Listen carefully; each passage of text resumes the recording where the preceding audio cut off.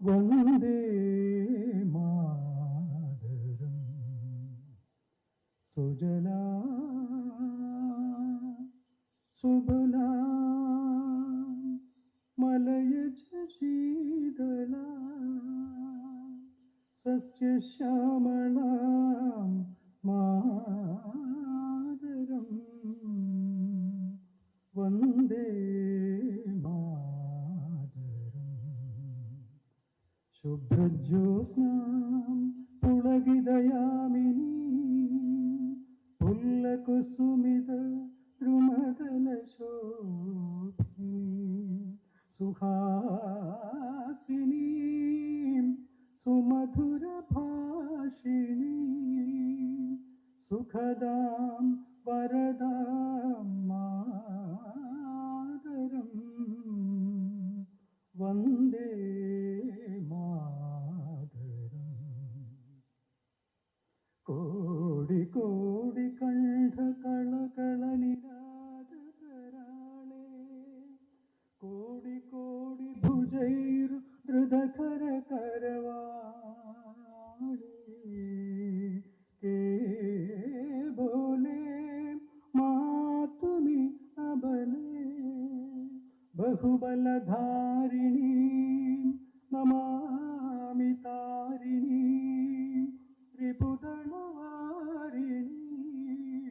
മാതരം വന്ദേ മാതരം. തുമി വിദ്യാ തുമി ധർമ്മ തുമി ഹൃദി തുമി മർമ്മ തുമി പ്രാണാ ശരീരേ ബാഹുദേ തുമി മാ ശക്തി ഹൃദയേ തുമി മാ ഭക്തി തുമാരയീം പ്രതിമാ ഗഠി മന്ദിരേ മന്ദിരേ മാതരം. ത്വം ഹി ദുർഗാ ദശ പ്രകരണധാരിണീ കമലാം കമലദളവിഹാരിണീ വാണീം വിദ്യാദായിനീ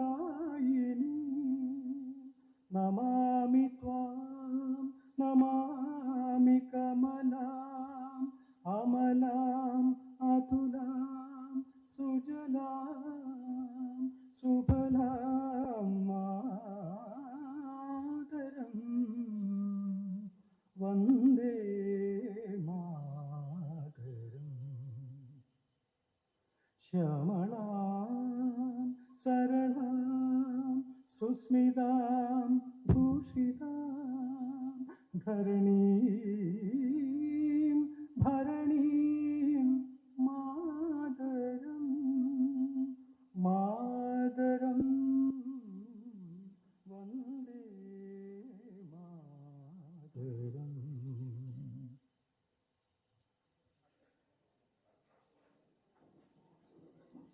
സ്വാഗതം ആശംസിക്കുവാൻ സിറ്റി ജില്ലാ വൈസ് പ്രസിഡന്റ് ശ്രീ ശ്രീവരാഘവ വിജയൻ അവരുടെ സാദരം ക്ഷണിച്ചു.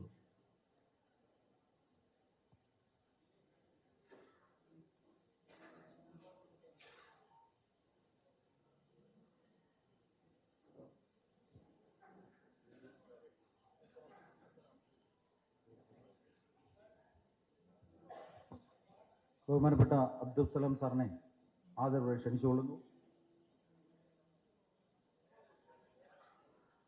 അഡ്വക്കേറ്റ് JR പത്മകുമാർ, യുവമോർച്ചയുടെ സംസ്ഥാന പ്രസിഡന്റ് എന്നിവരെ വേദിയിലേക്ക് ആദരവോടെ ക്ഷണിച്ചു. വേദിയിലും സദസ്സിലുമുള്ള ബഹുമാന്യരെ നമസ്കാരം.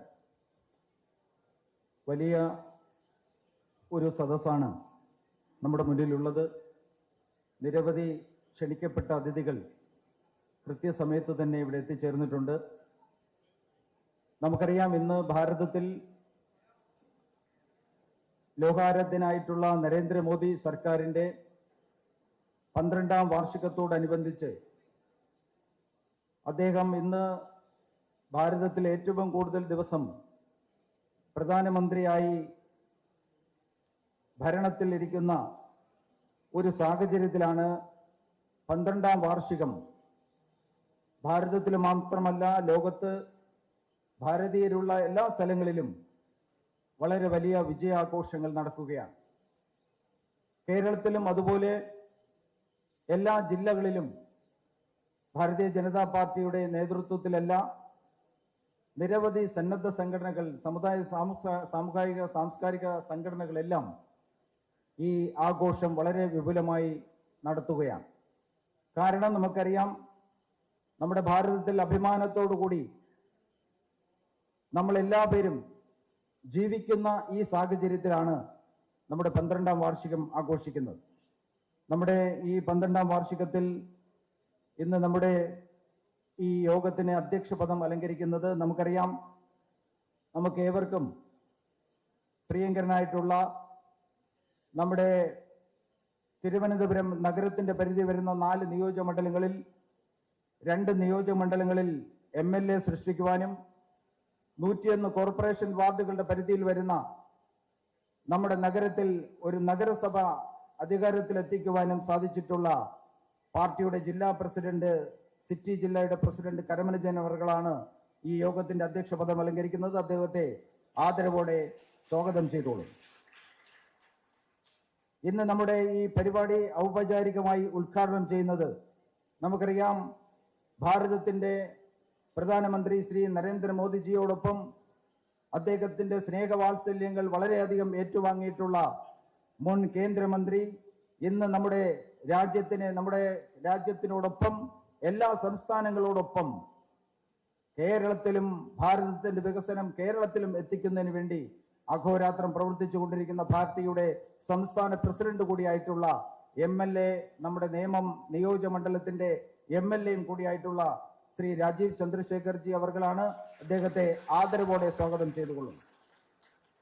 ഇന്ന് നമ്മുടെ ഈ വേദിയിൽ എത്തിച്ചേരേണ്ടത് നമ്മുടെ മുൻ സംസ്ഥാന പ്രസിഡന്റും കേന്ദ്രമന്ത്രിയുമായിട്ടുള്ള ശ്രീ V മുരളീധരൻ അവർകളാണ്. അദ്ദേഹമാണ് നമ്മുടെ ഈ പ്രോഗ്രാമിനെ കുറിച്ച് മുഖ്യ പ്രഭാഷണം നടത്തുന്നത്. അദ്ദേഹം ഏതാനും നിമിഷങ്ങൾക്കകം എത്തിച്ചേരുമെന്ന് അറിയിച്ചിട്ടുണ്ട്. അദ്ദേഹത്തെയും ഹാർദവത്തോടെ സ്വാഗതം ചെയ്തോളൂ.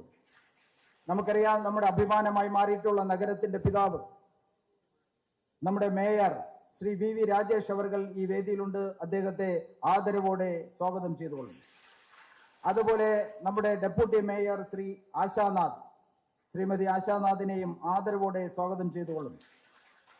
നമ്മുടെ മുൻ സംസ്ഥാന പ്രസിഡന്റും ദേശീയ സമിതി അംഗവുമായിട്ടുള്ള ശ്രീ PK കൃഷ്ണദാസ് നമ്മുടെ വേദിയിലുണ്ട്. അദ്ദേഹത്തെ സ്വാഗതം ചെയ്തുകൊള്ളുന്നു. ഈ നമ്മുടെ പ്രഭാരിയായിട്ടുള്ള നമ്മുടെ സംസ്ഥാന വൈസ് പ്രസിഡന്റ് കൂടിയായിട്ടുള്ള ശ്രീ K സോമൻ ചേട്ടൻ അവർകളെ ആദരവോടെ സ്വാഗതം ചെയ്തുകൊള്ളുന്നു. ഈ പ്രോഗ്രാം കേരളത്തിൽ സംഘടിപ്പിക്കുന്നതിന് വേണ്ടി നിശ്ചയിച്ചിട്ടുള്ള കമ്മിറ്റി അംഗങ്ങളിൽ ഒരാളായിട്ടുള്ള ശ്രീ കുളനട അശോകൻ സംസ്ഥാന സെക്രട്ടറി അവർകളെ ആദരവോടെ സ്വാഗതം ചെയ്തുകൊള്ളുന്നു. അതുപോലെ തന്നെ ഒരു സംസ്ഥാന സെക്രട്ടറി ശ്രീ ഗോപകുമാർ, അദ്ദേഹത്തെയും സ്വാഗതം ചെയ്തുകൊള്ളുന്നു. പാർട്ടിയുടെ സംസ്ഥാന സെക്രട്ടറി ശ്രീ പൂന്ത്ര ശ്രീകുമാർ അവർകളെ സ്വാഗതം ചെയ്തുകൊള്ളുന്നു. നമ്മുടെ ഘടകകക്ഷിയായിട്ടുള്ള ശിവസേനയുടെ നേതാവും കൂടിയായിട്ടുള്ള, നമുക്കറിയാം അദ്ദേഹം നമ്മുടെ എല്ലാ പ്രോഗ്രാമുകളിലും എത്തിച്ചേരുന്ന വ്യക്തിത്വമാണ്, നമ്മുടെ സംസ്ഥാന പ്രസിഡന്റ് കൂടിയായിട്ടുള്ള ശ്രീ പേരൂർക്കട ഹരികുമാർ അവർകളെ ആദരവോടെ സ്വാഗതം ചെയ്തോളൂ. ഇന്ന് നമ്മുടെ വേദിയിലുള്ള മറ്റൊരു അംഗം പാർട്ടിയുടെ ഏറ്റവും വലിയ ശക്തമായ മോർച്ചയായിട്ടുള്ള യുവമോർച്ചയുടെ സംസ്ഥാന പ്രസിഡന്റ് ശ്രീ മനുപ്രസാദ് ഇവിടെയുണ്ട്. അദ്ദേഹത്തെ സ്വാഗതം ചെയ്തുകൊള്ളുന്നു. നമ്മുടെ തൊട്ടടുത്ത ജില്ലയുടെ പ്രസിഡന്റ് സൗത്ത് ജില്ലയുടെ പ്രസിഡന്റ് ശ്രീ മുക്കമാല ബിജുവിനെ സ്വാഗതം ചെയ്തുകൊള്ളുന്നു. നമ്മുടെ ജില്ലയുടെ ജനറൽ സെക്രട്ടറി ശ്രീ പാപ്പരങ്കോട് സജി അവർകളെ സ്വാഗതം ചെയ്തുകൊള്ളുന്നു. വേദിയിലുള്ള നമ്മുടെ ഏറ്റവും പ്രധാനപ്പെട്ട നിരവധി വ്യക്തിത്വങ്ങൾ നമ്മുടെ മുന്നിൽ ഇരിപ്പുണ്ട്. ശ്രീ അശോക് കുമാർ സാർ അടക്കമുള്ള സിനി ആർട്ടിസ്റ്റുകൾ, ബഹുമാനപ്പെട്ട നമ്മുടെ ആദരവോടുകൂടി എല്ലാ ക്ഷണിക്കപ്പെട്ട അതിഥികളെയും സ്നേഹാദരങ്ങളോടെ സ്വാഗതം ചെയ്തുകൊള്ളുന്നു. വന്ദേ മാതരം. അധ്യക്ഷ പ്രസംഗത്തിനായി സിറ്റി ജില്ലാ പ്രസിഡന്റ് ശ്രീ കരമന ജയൻ അവരെ ക്ഷണിച്ചുള്ളൂ.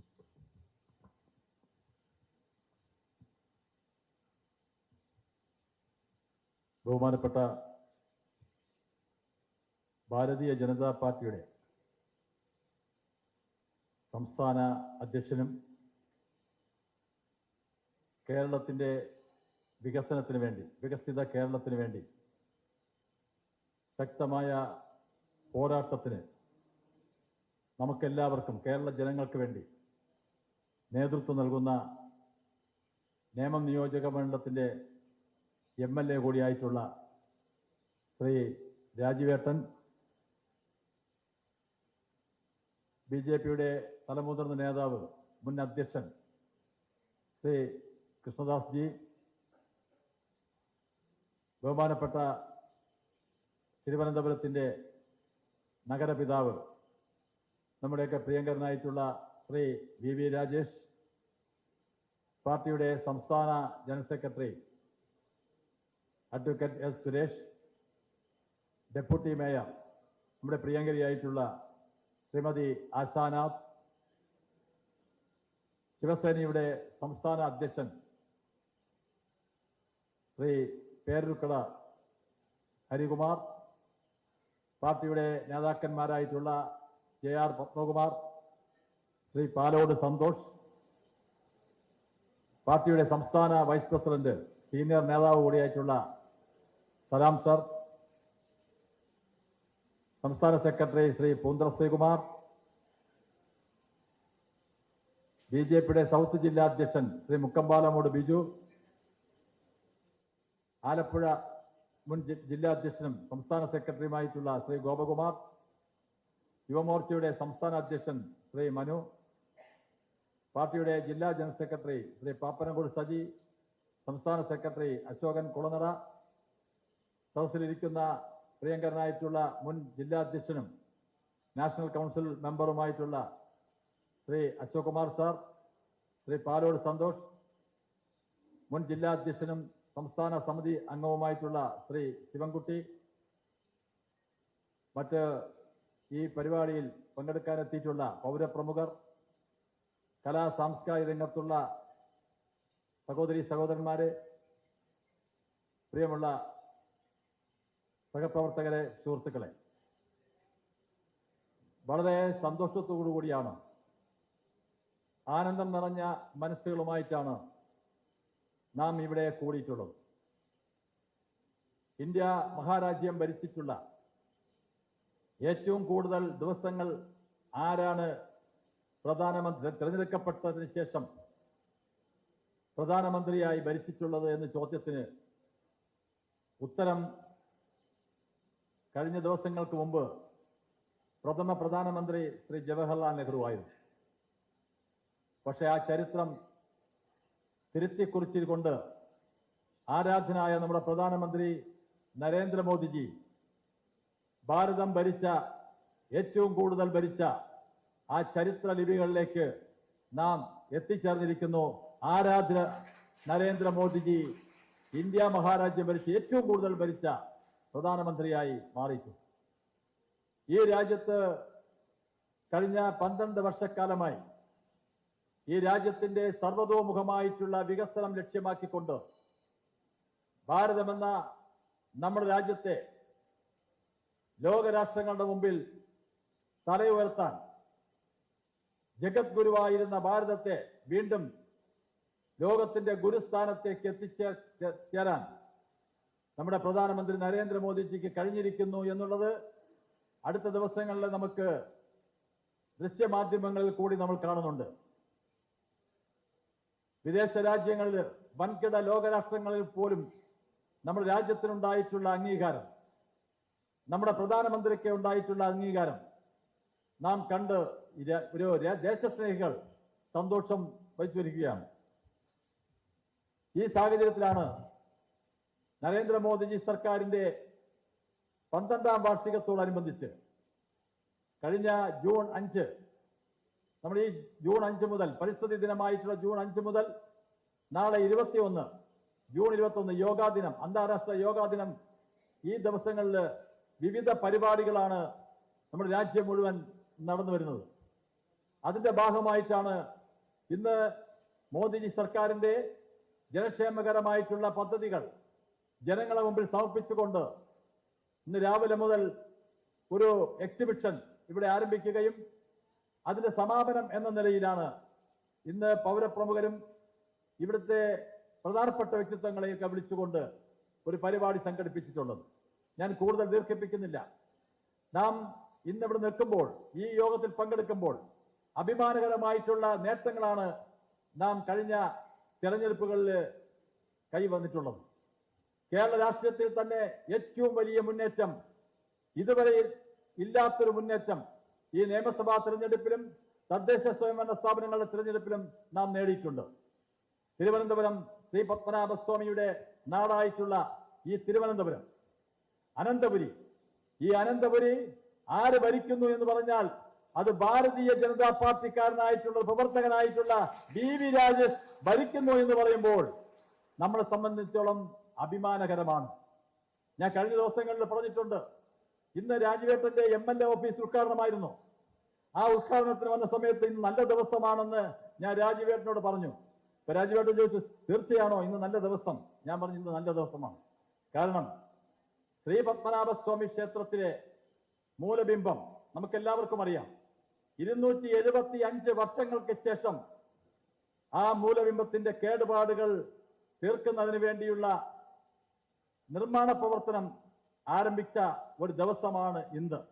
ഇന്നലെ അതിന്റെ ദ്രവ്യങ്ങൾ വഹിച്ചുകൊണ്ട് കിഴക്കേ നടയിൽ തിരുവിതാംകൂർ രാജകുടുംബാംഗങ്ങളും ഭരണസമിതി അംഗങ്ങളും ആ ദ്രവ്യങ്ങൾ, ആ പൂജാസ്ഥാനങ്ങൾ, ഭഗവാനെ കടുശർക്കര യോഗത്തിനുള്ള ആ ദ്രവ്യങ്ങൾ വഹിച്ചുകൊണ്ട് ക്ഷേത്രത്തിനകത്തുള്ള ഗണപതി ഹോമപ്പുരയിൽ കൊണ്ടുപോയി തന്ത്രിമാരുടെ സാന്നിധ്യത്തിൽ അതിനെ ഇന്ന് ഭഗവാന് മുമ്പിൽ എത്തിച്ച ഒരു ദിവസമാണ്.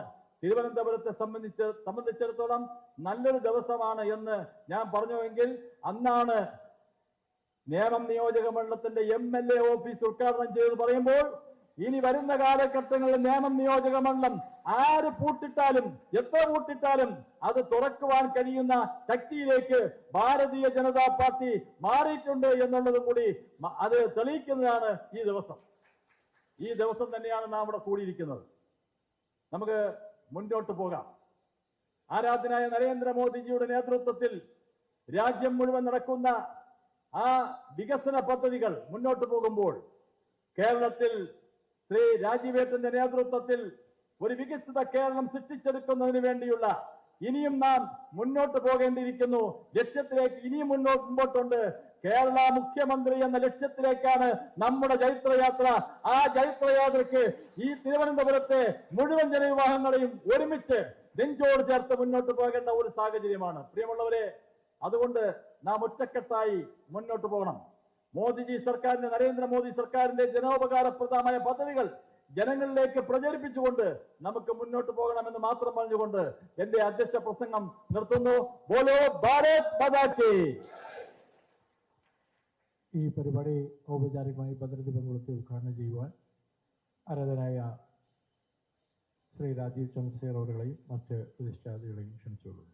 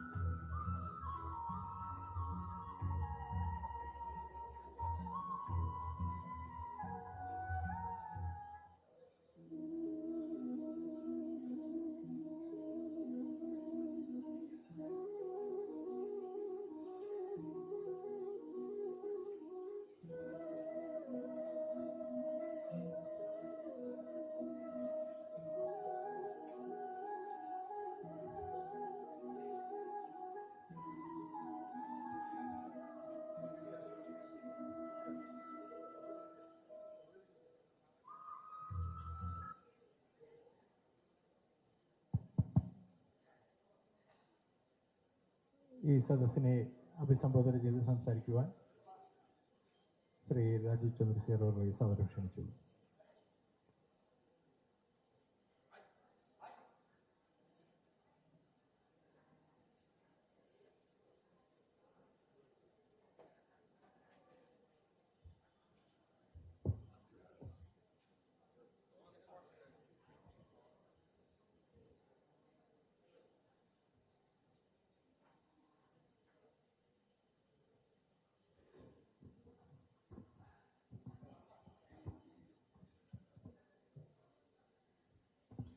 സ്റ്റേജിലും സദസ്സിലുമുള്ള എല്ലാവർക്കും എൻ്റെ വിനീതമായ നമസ്കാരം. നമ്മളെല്ലാവരും ആ വീഡിയോ കണ്ടല്ലോ. പിന്നെ അധ്യക്ഷ ഭാഷണത്തിൽ കരമന ജയൻജി പറഞ്ഞ കാര്യങ്ങൾ ഞാൻ ആവർത്തിക്കുന്നില്ല. പക്ഷേ തുടക്കത്തിൽ ഞാൻ പറയാൻ ആഗ്രഹിക്കുന്നത് ഇന്ത്യയുടെ രാഷ്ട്രീയ ചരിത്രത്തിൽ ഏറ്റവും പ്രധാനപ്പെട്ട 12 കൊല്ലമാണ് 2014 മുതൽ 2026. അത് എനിക്കങ്ങനെ ഒരു അഭിപ്രായമുണ്ട്. എനിക്ക് മാത്രമല്ല, എല്ലാവർക്കും അങ്ങനെ ഒരു അഭിപ്രായമുണ്ട്. അങ്ങനെയാണ് എല്ലാവരും മനസ്സിലാക്കുന്നത് എന്ന് കൃത്യമാണ്. അത് മാത്രമല്ല, ഇന്നിപ്പോ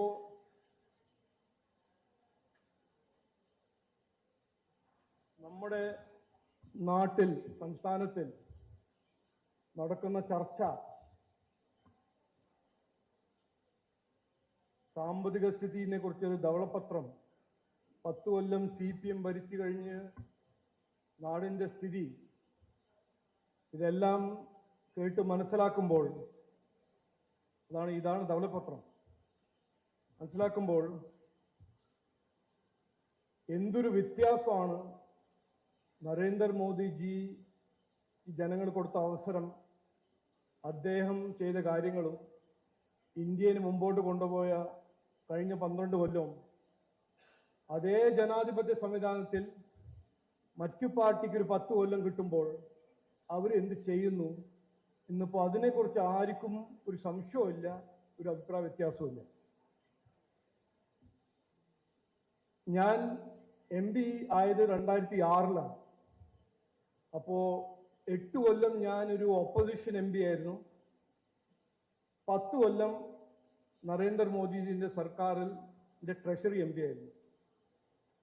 അപ്പോൾ നരേന്ദ്രമോദിജി വരുന്ന മുമ്പേ എന്തായിരുന്നു ഇന്ത്യയുടെ സ്ഥിതിയും, നരേന്ദ്രമോദിജി വന്നു കഴിഞ്ഞ് ഭരിക്കാൻ തുടങ്ങി മാറ്റം കൊണ്ടുവരുമ്പോൾ എന്തായിരുന്നു ഇന്ത്യയുടെ സ്ഥിതി, അത് പറയാനും അത് കണ്ടു പറയാൻ എനിക്ക് ഒരു അവകാശമുണ്ട്. ഞാൻ ആദ്യം തുടക്കത്തിൽ ഞാൻ അനുഭവിച്ച ഒരു എക്സ്പീരിയൻസ് ഷെയർ ചെയ്യാൻ ആഗ്രഹിക്കുന്നു. 2009 ഞാൻ സിംഗപ്പൂരിലൊരു ഗ്ലോബൽ കോൺഫറൻസ് ഓൺ ഗവർണൻസ് എന്ന വലിയൊരു പേര് ഉള്ളൊരു സമ്മിറ്റിൽ പങ്കെടുക്കുകയായിരുന്നു. എൻ്റെ സെഷന് ടൈറ്റിലായിരുന്നു ക്യാൻ ഡെമോക്രസീസ് ഡെലിവർ, ജനാധിപത്യം ജനങ്ങൾക്ക് വേണ്ടി ഏഷ്യയിൽ അത് ഡെലിവർ ചെയ്യാൻ അവർക്ക് കഴിയുമെന്ന് ഒരു ചർച്ച. അതിൽ എൻ്റെ കൂടെ ഞാൻ ഇന്ത്യനെ റെപ്രസെന്റ് ചെയ്യുന്നു, എൻ്റെ ഒപ്പം ചൈനയുടെ ഒരു മുൻ ഫോറിൻ മിനിസ്റ്റർ ഇരിക്കുന്നു, പിന്നെ അവിടെ ഒരു സിംഗപ്പൂരിൽ നിന്നൊരു സീനിയർ ജേർണലിസ്റ്റ്. അപ്പൊ ആ ചൈനയുടെ മുൻ ഫോറിൻ മിനിസ്റ്റർ 2009 17 കൊല്ലം മുമ്പ് UPA സർക്കാരായിരുന്നു. ഇന്ത്യ ലോകത്തിന്റെ ഏറ്റവും വലിയ ഡെമോക്രസി അന്നുമായിരുന്നു, ഇന്നുമാണ്. ആ ചൈനയുടെ മുൻ മന്ത്രി പറയാണ്, ചൈനയുടെ ഉദാഹരണം നോക്കൂ, ഇന്ത്യയുടെ ഉദാഹരണം നോക്കൂ. ചൈനയിൽ ഡെമോക്രസി ഇല്ല, കമ്മ്യൂണിസം ഒരു ഡിക്റ്റേറ്റർഷിപ്പാണ്. അത് കമ്പയർ ചെയ്യൂ, ഇന്ത്യയിൽ നല്ലൊരു ഡെമോക്രസിയാണ്, എല്ലാ 5 കൊല്ലം ഇലക്ഷൻ നടക്കുന്നു. ഇന്ത്യന്റെ സ്ഥിതി എന്താണ്? അവിടെ അഴിമതി, പാവങ്ങളായിട്ട് ഇരിക്കുക, ദുർബലമായ ഒരു സാമ്പത്തിക സ്ഥിതി, നിക്ഷേപരെല്ലാം ചൈനയിൽ പോവുക, തൊഴിലില്ലായ്മയാണ് ഇന്ത്യയുടെ സ്ഥിതി. അപ്പോ അദ്ദേഹം മുമ്പോട്ട് വെക്കുന്ന ഒരു കാഴ്ചപ്പാടല്ല, ഒരു അഭിപ്രായം. Democracies cannot deliver. ഇന്ത്യ അതിന്റെ ഒരു ഏറ്റവും നല്ല ഉദാഹരണമായിട്ട് ആണ് എന്ന് അദ്ദേഹം പറയുന്നു. ഞാൻ അവിടെ ഇരുന്നിട്ട് ഇന്ത്യന്റെ കൾച്ചറും ഇന്ത്യന്റെ ചരിത്രവും ഇന്ത്യ നല്ല രാജ്യമാണെന്നെല്ലാം പറയാൻ ശ്രമിക്കുമ്പോൾ ഡേറ്റ ആൻഡ് ഫാക്ട്സ് കൃത്യമായി പറയുന്നത് എന്തായിരുന്നു? ചൈന മുമ്പോട്ട് പോകുന്നു, ഇന്ത്യ പിന്നോട്ട് പോകുന്നു. ഇതായിരുന്നു 2009 ലോകത്തിൽ ഇന്ത്യയെ കുറിച്ചൊരു അഭിപ്രായം. ഇന്നെന്താണ് സ്ഥിതി? അതേ ഇന്ത്യ, അതേ ജനാധിപത്യ സംവിധാനം, അതേ ഭരണഘടന, അതേ 5 കൊല്ലം ഇലക്ഷൻ നടക്കുന്നു. ഇന്നെന്താണ് ലോകത്തിന്റെ അഭിപ്രായം? ദുർബലമായ 5 ദുർബലമായ ഇക്കോണമിയിൽ ഒരു ഇക്കോണമിയായ ഇന്ത്യ ഇന്ന് 4 അല്ലെങ്കിൽ 5ാമത്തെ ഇക്കോണമി. ഇന്ത്യ ലോകത്തിലെ ഏറ്റവും നല്ല ഇക്കോണമി ആയിട്ട് മാറുന്നു. അപ്പോൾ എന്താണ് മാറിയത്? അതേ രാജ്യം, ജനങ്ങൾ അതന്നെയാണ്, ജനാധിപത്യ സംവിധാനം അതന്നെയാണ്. അതാണ് നരേന്ദ്രമോദിജിന്റെ ഇമ്പാക്റ്റും എഫക്റ്റും.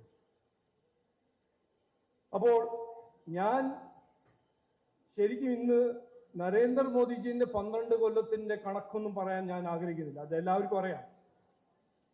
അഴിമതിരഹിത ഭരണം, ഏറ്റവും കൂടുതൽ സ്പീഡിൽ എക്സ്പാൻഡ് ചെയ്യുന്ന ഇക്കോണമി, മേജർ ഇക്കോണമി.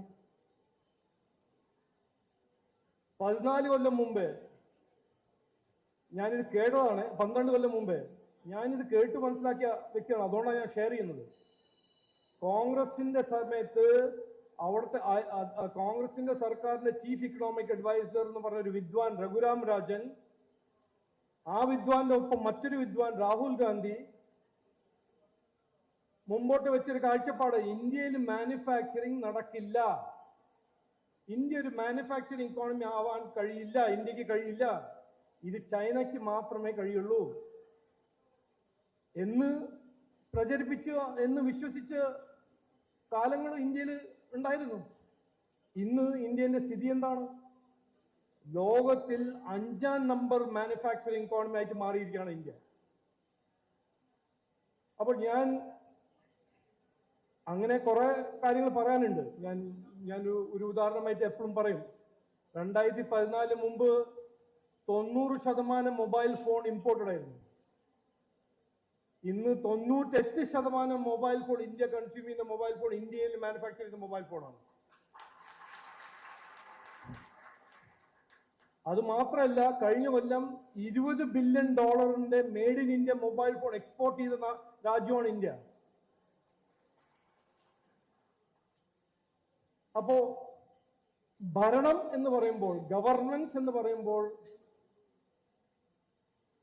അതില് ഒരു എന്താ, അതിലൊരു സയൻസ് ഉണ്ട്, അതിനൊരു അധ്വാനമുണ്ട്, അതിനൊരു കഠിന പരിശ്രമമുണ്ട്. കഴിഞ്ഞ 12 കൊല്ലം നരേന്ദ്രമോദി ചെയ്തത് ഒരു ഇന്ദിരാ ഗ്യാരണ്ടി പ്രഖ്യാപിക്കല്ല, ഇത് ഫ്രീ മറ്റേത് ഫ്രീ, എന്നിട്ട് വാക്ക് പാലിക്കാണ്ട് മുമ്പോട്ട് പോകുക, അങ്ങനത്തെ രാഷ്ട്രം ചെയ്തിട്ടില്ല. അദ്ദേഹം 2014 ഒരു കാഴ്ചപ്പാട് മുമ്പോട്ട് വെച്ചു, ഒരു മാനിഫെസ്റ്റോ മുമ്പോട്ട് വെച്ചു. 99% ആ മാനിഫെസ്റ്റോ ഇംപ്ലിമെന്റ് ചെയ്തു. 2ാം തവണ ജനങ്ങൾ അദ്ദേഹത്തിന് അവസരം കൊടുത്തു. 3ാം തവണ ഒരു അവസരം കൊടുത്തു. അത് എന്തുകൊണ്ട്? വാഗ്ദാനം കൊടുത്തിട്ടാണോ? ഫ്രീ അത് എന്നും പറഞ്ഞിട്ടാണോ? അല്ല. ഒരു കൃത്യമായൊരു കാഴ്ചപ്പാട്, സാമ്പത്തിക ശാക്തീകരണം, നമ്മൾ ശക്തമാവണം, നമ്മളൊരു സ്ട്രോങ് ഇക്കണോമിക് പവർ ആവണം, ഇവിടെ ഇൻവെസ്റ്റ്മെന്റ് വരണം. ഇൻവെസ്റ്റ്മെന്റ് വന്ന് ഇക്കോണമി എക്സ്പാൻഡ് ചെയ്താൽ മാത്രമേ നമ്മുടെ social security welfare scheme expand ചെയ്യാൻ പറ്റുള്ളൂ. ഇതിൽ ഒരു കൃത്യമായ വ്യത്യാസമുണ്ട്. BJP NDA നരേന്ദ്രമോദിജിന്റെ കാഴ്ചപ്പാട് ഒരു വശത്ത്, മറുവശത്ത് ഈ CPM കോൺഗ്രസിന്റെ കാഴ്ചപ്പാടും. ഇത് നമ്മൾ മനസ്സിലാക്കേണ്ടതാണ്. ഞാൻ ഇത് രാഷ്ട്രീയം പറയാനല്ല പറയുന്നത്, ചെയ്യാനല്ല പറയുന്നത്. എല്ലാ 5 കൊല്ലം ഒരു രാഷ്ട്രീയക്കാരൻ അല്ലെങ്കിൽ ഒരു പാർട്ടി ജനങ്ങളുടെ അടുത്ത് നിന്ന് ഒരു അവസരം ചോദിക്കുമ്പോൾ അവരെ കാഴ്ചപ്പാടിൽ എന്ത് വ്യത്യാസമുണ്ടെന്ന് കഴിഞ്ഞ 12 കൊല്ലം നരേന്ദ്രമോദിജിന്റെ പ്രവർത്തനവും നരേന്ദ്രമോദിജിന്റെ റിസൾട്ട്സ് കാണിക്കുന്നു. അതേസമയം 10 കൊല്ലം CPM ഭരിച്ചിട്ടുണ്ട്, അതിനു മുമ്പ് 10 കൊല്ലം കോൺഗ്രസും ഭരിച്ചിട്ടുണ്ട്. ആ സാമ്പത്തിക ശക്തി, ഇക്കണോമിക് ഗ്രോത്തിന്റെ കാരണം മാത്രമാണ് ഇന്ന് ഇന്ത്യന്റെ സോഷ്യൽ സെക്യൂരിറ്റി സ്പെൻഡിങ്ങും വീടുണ്ടാക്കലും ഹെൽത്ത് ഇൻഷുറൻസും ജനങ്ങൾക്ക് വേണ്ട ഓരോരോ ഇഷ്യൂ പരിഹരിക്കാൻ സാധിക്കാൻ കഴിയുന്ന ഒരു സർക്കാരായി ഇന്ത്യ മാറുന്നത്. ഇതൊരു മാജിക് ഒന്നുമല്ല. ഒരു മീറ്റിംഗിൽ വന്ന് 5 ഗ്യാരണ്ടി പ്രഖ്യാപിച്ചിട്ട് ഓടിപ്പോയി പിന്നെ ബഡ്ജറ്റ് വരുമ്പോൾ അതിൽ 10 കോടി പ്രാവധാനം ഉണ്ടാക്കുന്ന രാഷ്ട്രീയമല്ല. ഇത് കൃത്യമായി പോളിസി ഉണ്ടാക്കുക, പോളിസിനെ ഫണ്ട് ചെയ്യുക, അതിനെ എക്സിക്യൂട്ട് ചെയ്യുക. ഇത് കഠിന അധ്വാനമാണ്. പിന്നെ അദ്ദേഹത്തിന്റെ ഒപ്പം അദ്ദേഹത്തിന്റെ ടീമിൽ എനിക്ക് മെമ്പർ ആവാൻ ഒരു 3 കൊല്ലം അവസരം കിട്ടി. ഇന്ത്യനെ കുറിച്ച് 24 മണിക്കൂറും ജനങ്ങളെ കുറിച്ച് 24 മണിക്കൂർ 365 ദിവസം ആലോചിച്ച് ചിന്തിച്ച് അധ്വാനിക്കുന്ന ഒരു രാഷ്ട്രീയ നേതാവ് ഇന്ത്യയിൽ ഉണ്ടെങ്കിൽ അത് നരേന്ദ്രമോദിജിയാണെന്ന് പറയാൻ എനിക്കൊരു സംശയമില്ല. India first, nation first, Indians first ആണ് അദ്ദേഹത്തിന്റെ ഒരു കാഴ്ചപ്പാട്. അപ്പോൾ പറയാൻ രാഷ്ട്രീയക്കാർ എന്തും പറയും. 100% കഴിഞ്ഞ 12 കൊല്ലം എല്ലാം പെർഫെക്റ്റ് ആയിട്ട് നടന്നിട്ടുണ്ടോ? അങ്ങനെ എവിടെയാ നടക്കുന്നു? ചില വീഴ്ചകളും ചില മിസ്റ്റേക്സും ചില ഗ്യാപ്സ് എല്ലാം ഉണ്ടാവും. പക്ഷെ ട്രജക്ടറി എന്താണ് ഇന്ത്യയിലെ? ഇന്നലെ അദ്ദേഹം, ഞാനും മുരളിയേട്ടൻ ഒരു പരിപാടിയിൽ പങ്കെടുക്കുമ്പോൾ, PM റോജ്ഗാർ യോജനയുടെ പ്രോഗ്രാം പങ്കെടുക്കുമ്പോൾ പ്രൈം മിനിസ്റ്റർ സംസാരിക്കുക, ഇമോഷനോട് സംസാരിക്കുക. കഴിഞ്ഞ 12 കൊല്ലം ഞങ്ങൾ ചെയ്ത കാര്യങ്ങളെല്ലാം ഒരു ഫൗണ്ടേഷനാണ്. ആ ഫൗണ്ടേഷൻ ആർക്ക് വേണ്ടി? പുതിയ തലമുറയ്ക്ക് വേണ്ടി, വരാൻ പോകുന്ന തലമുറയ്ക്ക് വേണ്ടി. ആ ഫൗണ്ടേഷൻ എന്താണ്? വികസിത ഭാരതം. 2047 ഇന്ത്യ ഒരു ഡെവലപ്ഡ് കൺട്രി ആവണം. അത് ഒരു കാഴ്ചപ്പാട് മുമ്പിൽ വെച്ച് അദ്ദേഹം 2014 മുതൽ പ്രവർത്തിക്കുന്നു. ഇതൊരു ചെറിയ കാര്യമല്ല. ഞാനിത് കേരളത്തിൽ വന്ന് ഇവിടുത്തെ രാഷ്ട്രീയക്കാരുടെ വർക്ക് കണ്ടപ്പോഴോ ഇപ്പൊ മനസ്സിലായി. ഇതാണ് ഏറ്റവും വലിയൊരു വ്യത്യാസം. ഇവിടെ എന്തും പറയാ, എന്തും ചെയ്യുക, എന്തും വാഗ്ദാനങ്ങൾ കൊടുക്കുക, പക്ഷെ ഒന്നും ചെയ്യാണ്ട് ഓരോരോ വിവാദങ്ങൾ സൃഷ്ടിച്ച് ജനങ്ങളുടെ ശ്രദ്ധ തിരിക്കുക. അതല്ല ശരിക്കും നമ്മുടെ നാടിന് രാജ്യത്ത് ആവശ്യപ്പെട്ട ഒരു രാഷ്ട്രീയം. ആ രാഷ്ട്രീയ സംസ്കാരത്തിൽ മാറ്റം കൊണ്ടുവന്നത് നരേന്ദ്രമോദിജിയാണ്. കഴിഞ്ഞ 12 കൊല്ലം ഒരു പോളിറ്റിക്സ് ഓഫ് പെർഫോമൻസ്. ഒരു രാഷ്ട്രീയക്കാരാണെങ്കിൽ എന്തെങ്കിലും ചെയ്യണം, ചെയ്ത് കാണിക്കണം. അതിൻ്റെ ഒരു ബെഞ്ച് മാർക്കാണ് നരേന്ദ്രമോദിജി. ആ ബെഞ്ച് മാർക്കിന് മീറ്റ് ചെയ്യാൻ കഴിയാത്ത ഓരോരോ ലീഡേഴ്സ് ഉണ്ട് ഈ രാജ്യത്തിൽ. അവരാണ് എല്ലാ ആഴ്ചയും ദിവസവും ഒരു വിവാദം സൃഷ്ടിക്കുക, ജനങ്ങളെ എൻ്റെ തെറ്റിദ്ധാരണ ഉണ്ടാക്കുക. പക്ഷെ നരേന്ദ്രമോദിജി ഈ വികസിത ഭാരതം എന്ന ഒരു കാഴ്ചപ്പാടും സങ്കല്പം വെച്ച് മുമ്പോട്ട് പോകുന്നു, ഒരു ലക്ഷ്യം വെച്ച് മുമ്പോട്ട് പോകുന്നു. അതാണ് നമ്മൾ ഇന്ന് മനസ്സിലാക്കേണ്ടത്. ഞാൻ അവസാനം ഒരു ഉദാഹരണമായിട്ട് പറയാണ്. നമ്മൾ ആത്മവിശ്വാസം ഇതെല്ലാം ചെയ്തിട്ടുണ്ട്. ഇക്കോണമി വളർന്നു, സെക്യൂരിറ്റി ശക്തമാക്കി. ഏറെ പ്രധാനപ്പെട്ട ഒരു വിഷയം ഞാൻ പറഞ്ഞു. കഴിഞ്ഞ 12 കൊല്ലം ഇന്ത്യയും ഇന്ത്യക്കാരുടെയും ആത്മവിശ്വാസത്തിൽ വലിയ ഒരു വർധന, വലിയ ഒരു ചാട്ടം വന്നിട്ടുണ്ട്. അത് ഞാൻ ഒരു ഉദാഹരണം പറയുന്നു. 2022 ഞാനൊരു മന്ത്രിയായി ഒരു ഡെലിഗേഷന് UK കൊണ്ടുപോയി. ഒരു 35 യുവ സ്റ്റാർട്ടപ്സ്, ഇന്ത്യയിലെ ഏറ്റവും ടോപ്പ് സ്റ്റാർട്ടപ്സ്. ഒരു ഞായറാഴ്ച അന്നത്തെ പ്രൈം മിനിസ്റ്റർ ബോറിസ് ജോൺസൺ ഞങ്ങളെ ഇൻവൈറ്റ് ചെയ്തു വീട്ടിലേക്ക്, അദ്ദേഹത്തിന്റെ വീട്ടിൽ 10 ഡൗണിംഗ് സ്ട്രീറ്റ്. ആ ബ്രേക്ക്ഫാസ്റ്റിന്റെ സമയത്ത് ഈ യൂത്ത്, നമ്മളെ എല്ലാ ഇന്ത്യക്കാരായിരുന്നു, എല്ലാം ബാംഗ്ലൂർ, ഹൈദരാബാദ്, അവിടുന്ന് എല്ലാവരും ഫസ്റ്റ് ജനറേഷൻ. ആരുടെയും അച്ഛനോ അപ്പൂപ്പനോ വലിയ ആളായിരുന്നില്ല. അവരെല്ലാം സെൽഫ് മെയ്ഡ്. ഈ ബ്രേക്ക്ഫാസ്റ്റ് ഇവര് സംസാരിക്കുന്ന കോൺഫിഡൻസ് എല്ലാം കണ്ടിട്ട് ബോറിസ് ജോൺസൺ എന്റെ കയ്യിലിട്ട് പറയാണ്, ഈ നിങ്ങൾ നരേന്ദ്രമോദി ഇവർക്ക് എന്താണ് കഴിക്കാൻ കൊടുക്കുന്നത്, ഇവർക്ക് ഇങ്ങനെ കോൺഫിഡൻസ് എവിടുന്ന് കിട്ടുന്നു? അപ്പൊ ഞാൻ പറഞ്ഞു, സാറേ അങ്ങനെ ഒന്നും കഴിക്കാൻ കൊടുക്കുന്നില്ല, അദ്ദേഹം അവരെ നന്നായി സപ്പോർട്ട് ചെയ്യുന്നുണ്ട്, അവരുടെ സ്വപ്നങ്ങൾ യാഥാർത്ഥ്യമാക്കാൻ എല്ലാവിധ സപ്പോർട്ട് ഞങ്ങളുടെ പ്രധാനമന്ത്രി ചെയ്യുന്നുണ്ട്. അതാണ് മാജിക്. വേറെ ഒരു തന്ത്രവുമില്ല. ഇന്ത്യയുടെ യുവതലമുറയിൽ നല്ല സാധ്യതയുണ്ട്, അവർക്ക് നല്ല കഴിവുണ്ട്. ഇതുവരെ സർക്കാർ എല്ലാം അവരെ ചവിട്ടി വെക്കുകയായിരുന്നു. ഇന്ന് നരേന്ദ്രമോദിജി അവരുടെ കേപ്പബിലിറ്റിയും കോമ്പറ്റൻസും കണ്ട് അവരെ സപ്പോർട്ട് ചെയ്യുന്നു. ഇതാണ് പുതിയ ഇന്ത്യ, ഇതാണ് വരാൻ പോകുന്ന വികസിത് ഭാരത്. അവസാനം ഞാൻ നിർത്തുന്നു. ഞാൻ അത് പറഞ്ഞ മുമ്പേ, ഇന്നലെ നമ്മൾ ഡൊണാൾഡ് ട്രംപിന്റെ ഒരു ഇന്റർവ്യൂ കണ്ടോന്നറിയില്ല, എല്ലാവരും കണ്ടോന്നറിയില്ല.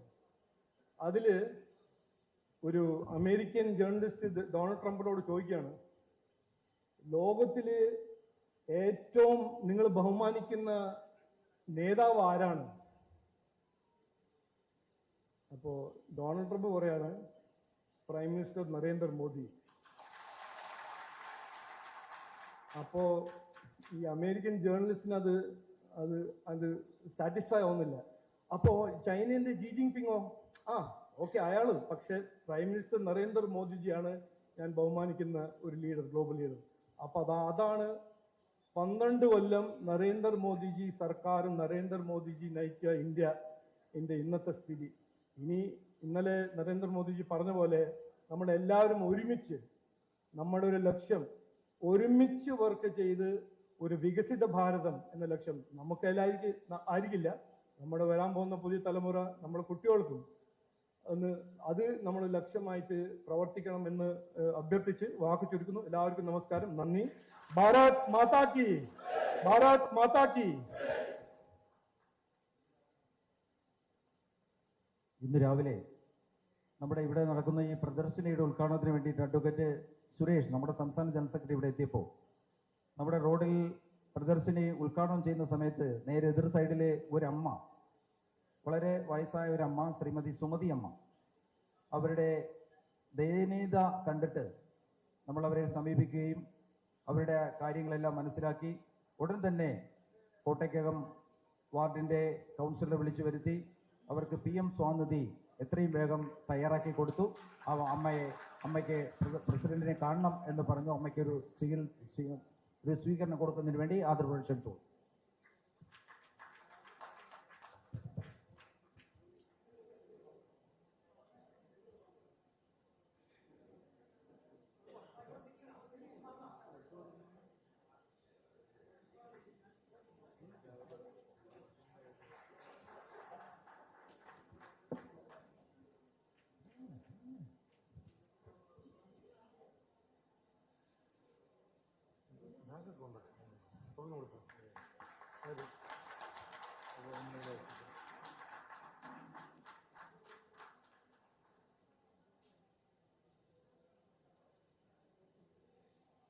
അമ്മയ്ക്ക് ലോൺ അടയ്ക്കാനുള്ള സഹായവും നമ്മുടെ കൗൺസിലർ വാഗ്ദാനം ചെയ്തിട്ടുണ്ട്.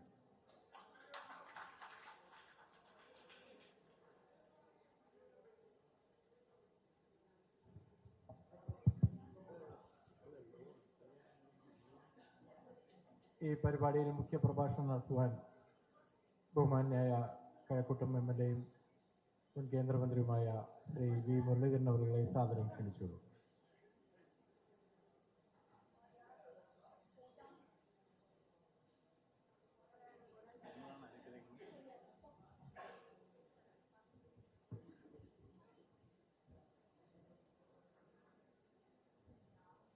പ്രധാനമന്ത്രി നരേന്ദ്രമോദിജിയുടെ നേതൃത്വത്തിൽ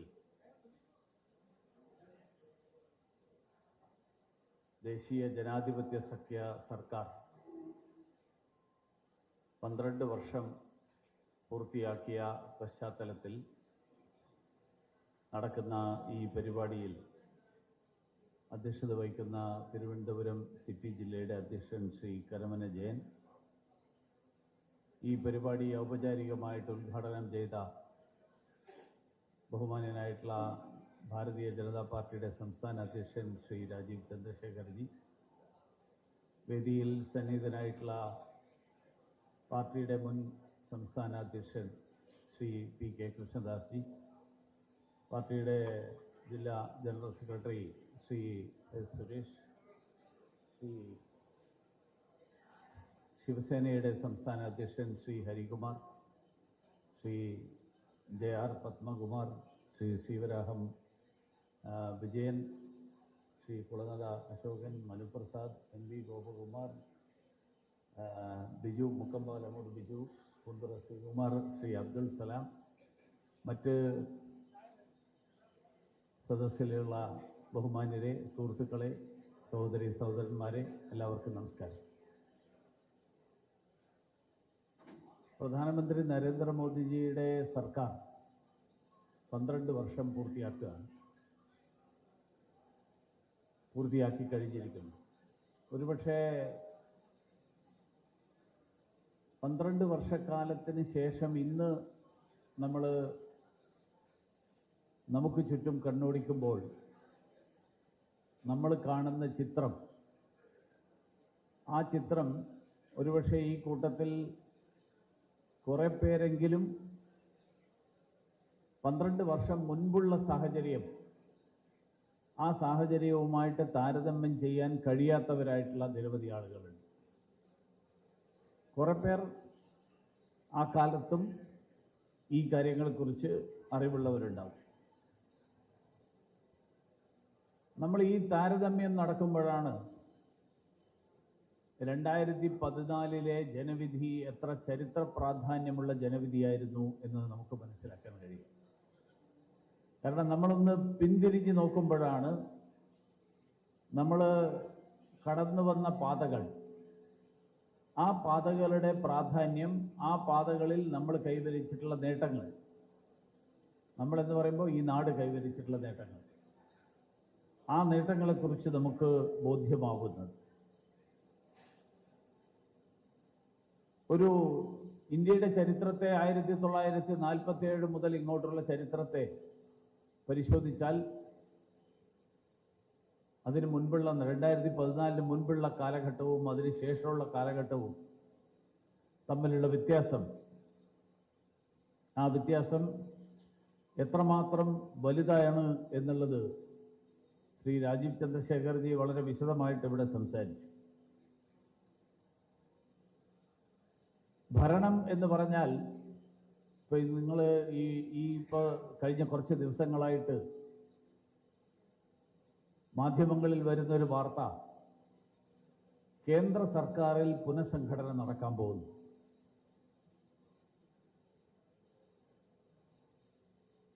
ധാരാളം ആളുകളുടെ പേരുകൾ മീഡിയയിൽ വരുന്നുണ്ട്. 2014 നരേന്ദ്രമോദി സർക്കാർ ഭരണമേറ്റെടുത്ത ദിവസം, അന്ന് രാവിലത്തെ കാര്യം എനിക്ക് കൃത്യമായിട്ട് ഓർമ്മയുള്ളത് അറിയാം. കാരണം തലേ ദിവസം BJP ഓഫീസിൽ ശ്രീമതി നിർമ്മല സീതാരാമൻ അന്ന് പാർട്ടിയുടെ ദേശീയ വക്താവായിരുന്നു. അപ്പോൾ അന്നത്തെ BJP ഓഫീസിൽ സത്യപ്രതിജ്ഞയ്ക്ക് വേണ്ടിയിട്ടുള്ള പാസുകൾ, ആ പാസുകളൊക്കെ തയ്യാറാക്കുന്ന തിരക്കിലായിരുന്നു. ധാരാളം ആൾക്കാരുണ്ടായിരുന്നു, അവരും ഉണ്ടായിരുന്നു. സത്യപ്രതിജ്ഞയ്ക്കുള്ള ഇതൊക്കെ തയ്യാറാക്കി, അതൊക്കെ കഴിഞ്ഞപ്പോഴാണ്, കാരണം രാഷ്ട്രപതി ഭവനിൽ നിന്നാണ് ഈ പാസ് വരുന്നത്. ആ പാസിൽ പേരെഴുതി കൊടുക്കുക എന്നുള്ളതാണ് പാർട്ടി ഓഫീസിലെ ജോലി. പാസ് സർക്കാർ ഇറക്കുന്നതല്ല, രാഷ്ട്രപതി ഭവൻ. ഇതെല്ലാം കൊടുത്തു കഴിഞ്ഞപ്പോൾ നിർമ്മലാജിക്കൊരു പാസ്സില്ല. നിർമ്മലാജി പറഞ്ഞു, ഞാനിതെല്ലാവർക്കും എഴുതി കൊടുത്തു, എനിക്കൊരു പാസിന് വേണ്ടി ഞാൻ എവിടെ പോകും,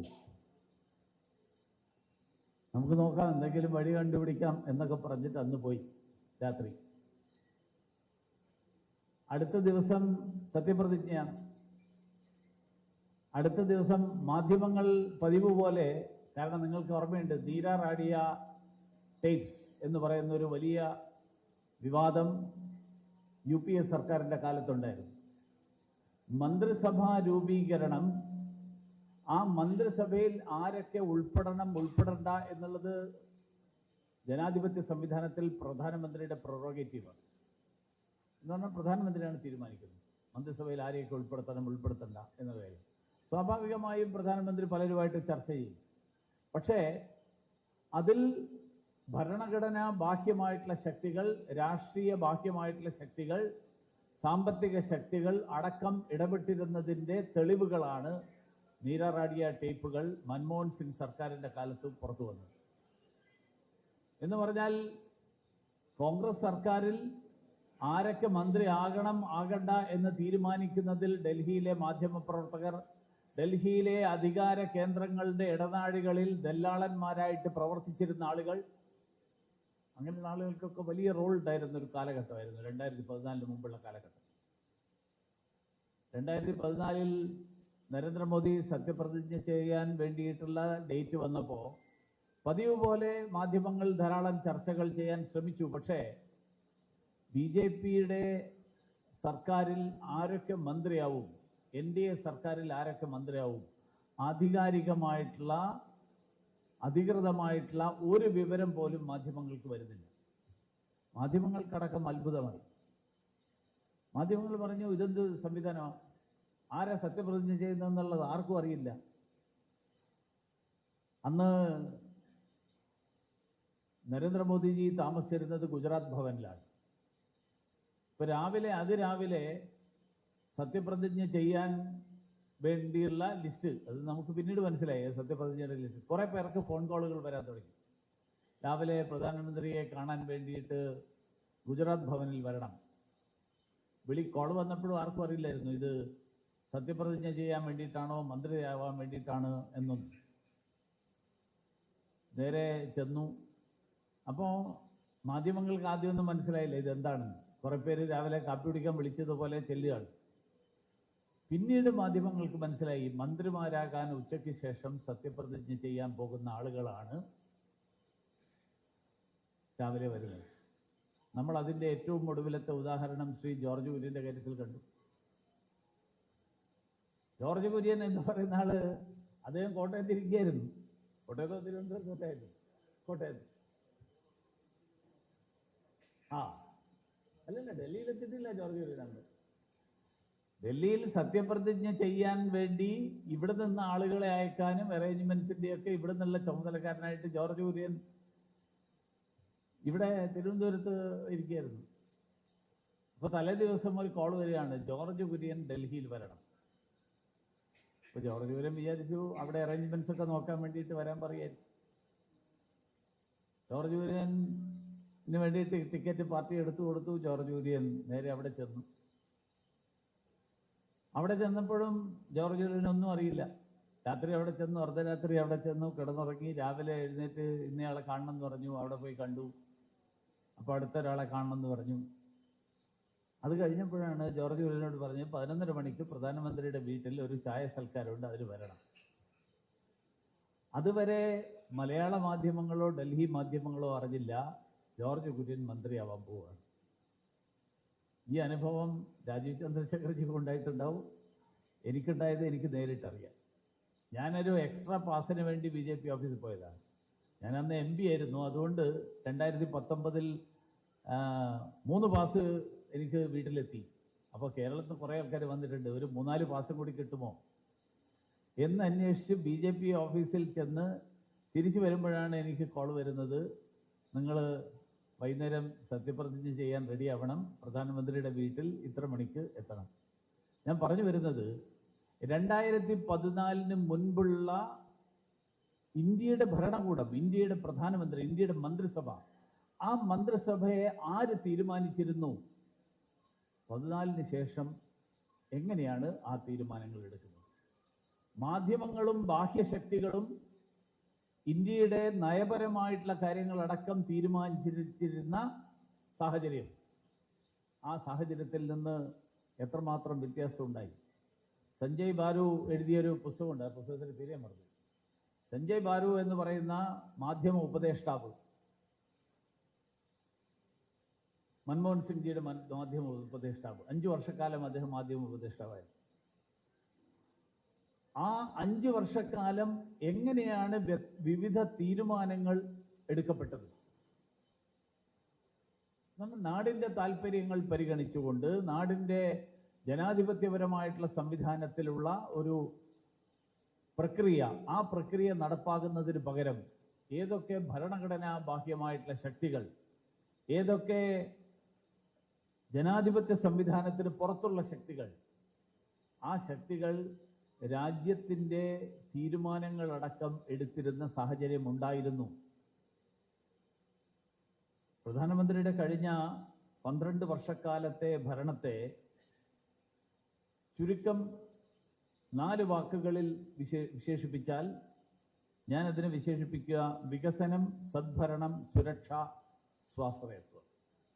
ഈ 4 വാക്കുകളിൽ പ്രധാനമന്ത്രിയുടെ ഈ 12 വർഷക്കാലത്തെ ഭരണം, ഈ രാജ്യത്തിന് വികസനം, എല്ലാവർക്കും വികസനം ഉറപ്പാക്കുക.